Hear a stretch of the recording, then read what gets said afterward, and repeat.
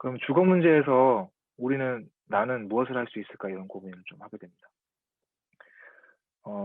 그럼 이제 아까 이제 질문 주셨던 게 부동산이랑 뭐 이런 거에 대해 잘 몰라서 라고 말씀해 주셨었는데, 그러면 기본적인, 그러니까 너무 전문적인까지 들어가지 않는 한도 내에서 우리가 부동산의 특성을 알아야지 우리가 무엇을 할 수 있을지 좀 고민해 볼 수 있을 것 같아서 준비를 했는데,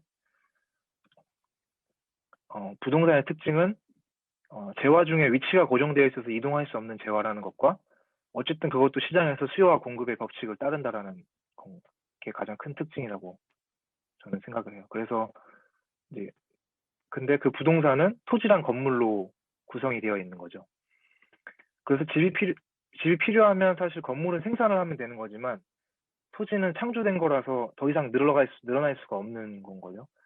그리고 필요가 많아지면 건물은 더 공급하면 되는 문제지만, 토지는 늘어날 수 없기 때문에 지가가 그냥 그대로 상승하는 게 생기는 거고, 시간이 지나면 건물은 가격이 떨어지지만, 토지는 입지 가치가 상승하면서 가치가 증가하게 되는 거고, 가격의 본질은 건물은 과거에 투입했던 비용을 그 가격이라고 보고, 토지는 우리가 미래에 가격이 오를 것을 예상하면서 그 가격을 책정하게 되죠. 그리고 그래서 투기 가능성은, 건물은 사실상 거의 없는 재화지만, 토지는 이제 투기 가능성이 많아지는 재화가 되는 거고, 그래서 결과적으로 조세의 영향은, 건물 가치 물건의 조세를 강화하는 것은 생산 의욕을 저하하기 때문에 부정적이라고 볼 수 있고, 그렇지만 토지 가치, 어떤 부가가치를 창출하지 않는 것에 조세를 강화하는 건 불로소득을 만들기 때문에 긍정적이라고, 그걸 차단하는 건 긍정적이라고 볼 수 있게 됩니다. 그러면 정리를 해보면, 건물은 부가가치를 만들어내는 어떤 노동이 투입되는 거고, 사람이 하는 거기 때문에 거기에 실수도 사실 존재하고, 그리고 그건 낡아가는 거기 때문에 관리도 필요한 재화라는 결론을 얻게 되고, 그래서 집은 잘 지어야 되고, 그걸 또 관리해야 된다라는, 집을 접근하는 이제 문화가 필요한 거고, 토지는 입지 가치가 그 가격이기 때문에, 그 이유는 절대량이 고정된 희소성 때문에 생기는 거고, 도시 기반 시설이 늘어나면서 세금으로 만들어지는 뭐 도로나 지하철 등으로 가격이 올라가기 때문에 공동의 투자가 이루어진다라는 것이 있고, 그다음에 형질 변경이라고 해서, 원래는 뭐 농가 밭 같은 것이었지만 그것에 뭐 건물을 짓게 한다던가, 새로운 부가가치를 생산할 수 있는 형질을 변경하면서 국토 전체의 가치 상승을 위해서 이제 변경한 건데, 그것들이 개인에게 돌아가게 되는 것은 불로소득이라고 그래서 이야기하게 되는 건데, 그래서 토지는 공적 재화에서 높은 공공성이 필요하다라는 결론을 좀 갖게 됩니다. 그래서 이제 건강한 시장을 만드는 게, 이제 주택의 특징을 알았으니까, 또 한편으로 이제 시장에 이제 의해서 거래되는 물건이기 때문에 우리가 건강한 시장을 만드는 거에 대한 것도 고민을 해봐야 되는데, 아담 스미스의 보이지 않는 손을 시장 얘기할 때 가장 많이 하잖아요. 근데 그 의미는, 개별 노동자가 사회적으로 기여하는 거는 개인이 받는 보상과 일치한다라는 의미인 건데, 그러니까 시장이 건강하다고 하면 개인의 이익이 곧 사회의 이익이 된다라는 의미를 말하는 거죠. 근데 현재 우리나라에서 부동산 소득 GDP의 30%라고 하고요. 그 중에 불로소득이 한 20% 추산된다고 합니다. 그러니까 노력 없이 얻는 불로소득이 20% 정도라고 보면, 누군가는 개인의 이익만큼 정당한 보상을 받지 못하고 있는 상황이 이루어진다라는 것들을 볼 수 있고요. 또 하나는, 그래서 그런 불로소득이 점점 늘어나게 되면 개인의 정당한 대가가 돌아오지 못하고 사회도 불이익을 미친다라는 걸 의미하는데, 그래서 우리나라는 현재 빈곤율이 OECD 국가에서 2위에 해당한다고 해요. 그리고 이런 빈부격차가 심해지는 거는 경제의 효율성과 생산성에서도 문제를 일으키게 되고, 그렇기 때문에 불로소득의 기회 차단은 우리 모두가 고민해야 될 문제다라는 생각을 또 하게 되는 거죠. 그럼 여기서 저희가 이제 개인이 뭘 할 수 있는지에 대해서 왜 고민하게 됐냐면, 이제 헨리 조지의 책에 보면 이런 내용이 있어요. 제가 한번 읽어볼게요. 사회개혁은 고함과 아우성으로 불평과 비난으로 달성되는 것이 아니다. 정당을 결성하고 혁명을 도모한다고 해서 되는 것도 아니다. 그것은 생각의 각성과 사상의 진보를 통해 달성된다. 올바른 생각이 없으면 올바른 행동이 나올 수 없고, 올바른 생각이 있으면 반드시 올바른 행동이 나온다. 힘은 언제나 대중의 손에 있다. 대중을 억압하는 것은 그 자신의 무지와 근신함적 이기심이다. 라는 생각에서 그 세 번째 시간에 한영현 이사장님께서 그런 이야기를 하셨잖아요. 주거 문제 해결의 주체가 사회가 돼야 된다. 저는 그 의미가 시민의 각성 부분이라는 이야기로 좀 들렸었거든요. 그러니까 시민이 먼저 주거 문제 해결을 위한 어떤 역할을 해낼 때 사회는 그거에 대해 반응하고 정부는 자연스럽게 그거에 따라갈 수밖에 없다고 생각이 들었어요. 그러면 우리가 불소득을 차단하기 위해서는 정책 이외의 것으로 할 수 있는 것들은 주택이 재산 증식의 수단이 아니라 주거 공간으로서의 기능을 회복시켜 나가는 게 이제 개인이 할 수 있는 일이라는 생각이 들었습니다. 개인은 수요자가 되기도 하죠. 집에 있어서 자가를 갖게 되는데 그때 재산 증식이 아니라 주거 기능 목적으로 우리가 매매를 하고 또 그것은 그 공간을 쾌적하게 유지하기 위해서 노력하고 사용하는 자세가 필요할 것 같다는 생각이 들었습니다.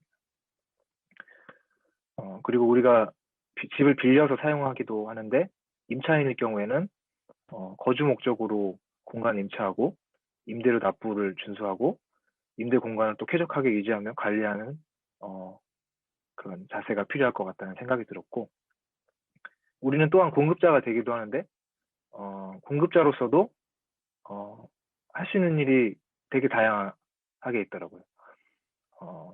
재산 증식의 목적이 아니라 안전한 공간 임대 목적으로 임대해주기.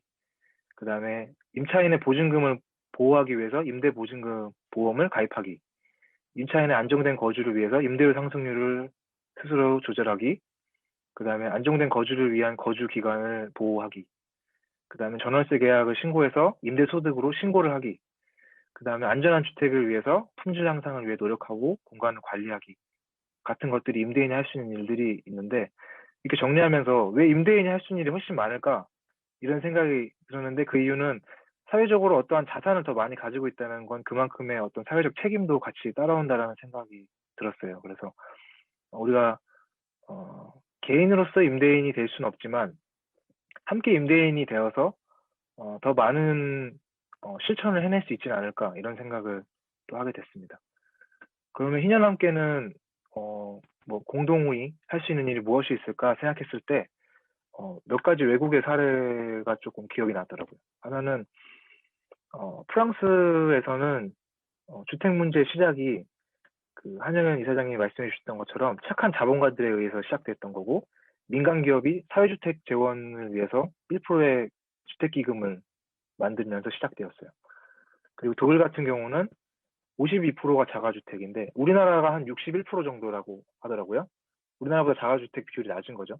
그 다음에 공공임대주택 비율도 한 5%? 우리나라보다 낮은 수준이니까 대부분 민간임대주택에 맡겨지는 건데, 독일에서는 민간임대주택에서도 안전하게 거주할 수 있다는 생각이 이미 있기 때문에 그렇게 유지된다고 하고, 미국은 부동산 보유세를 높여서 부동산 불로소득을 근본적으로 차단하는 제도가 있어서 사람들이 주택을 주거를 위해서 사용한다. 이 세 가지가 좀 떠오르더라고요. 그러면 좀 지금 저는 이제 기획 단계에 있기 때문에 구체적인 것들은 만들어 가야 되지만 이런 것들을 우리가 같이 해볼 수 있지 않을까 상상을 했어요.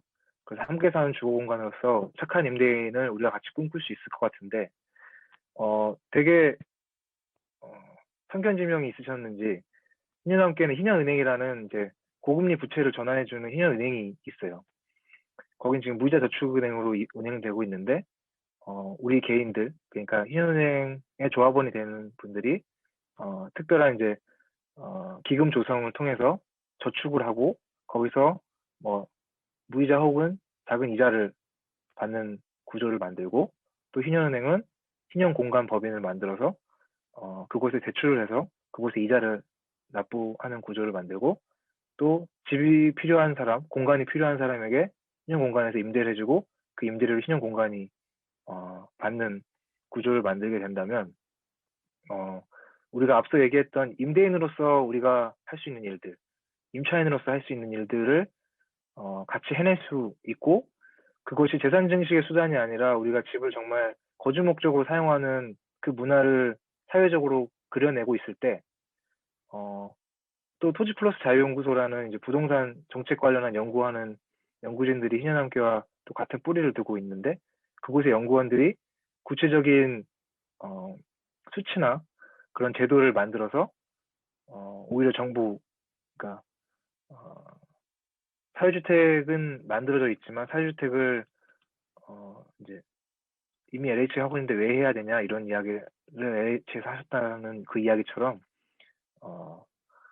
민간이 아무 역할도 할 수 없다라고 이야기하지만 오히려 민간이 더 먼저 사회적으로 필요한 것들을 제한하는 한 모델이 될 수 있지 않을까.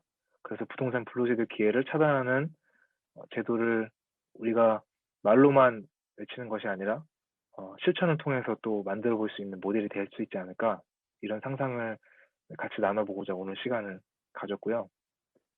그래서 저는 마지막으로 이제 이 이야기를 좀 같이 하면서 마치려고 해요.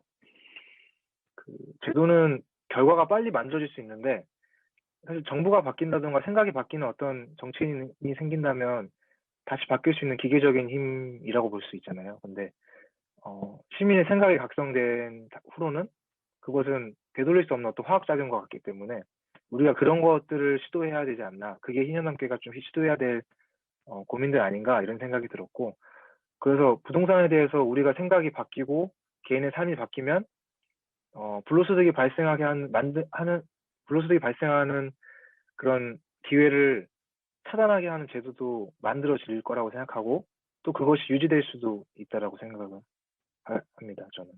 그래서 부동산에 대한 이제 뿌리 깊은 불합리적 맹신이 있는데 이제 종교의 역할이라고 한용현 이사장님이 얘기해 주셨잖아요. 저는 사실 그게 여기에 있다고 생각해요. 그러니까 부동산에 대한 맹신은 우리가 지금 정말 불합리하다고 생각할 정도로 맹신인데 사실 그것을 깰 수 있는 거는 불합리하다고 생각할 정도의 어떤 선을 향한 현실만이 깰 수 있는데 그것이 종교를 가진 사람들이 할 수 있는 그 역할이 아닌가라는 생각이 들었어요. 그래서 우리가 나와 내 사랑하는 사람들을 위해서 집을 재산 증식의 수단이 아니라 주거 기능으로 인식하고 우리가 모두를 위해서 건물주가 아니라 노동자를 꿈꾸는 노력을 하면 어떨까 하는 말씀을 드리면서 이야기를 마치려고 합니다. 그래서 그 희년함께 운동이 신압으로 집으로, 그러니까 모르는 사이에 조금씩 집이 집으로 돌아가게 하는 운동을 같이 더 많은 사람들과 할 수 있었으면 좋겠다. 이런 생각입니다. 이상으로 발표를 마치겠습니다. 네.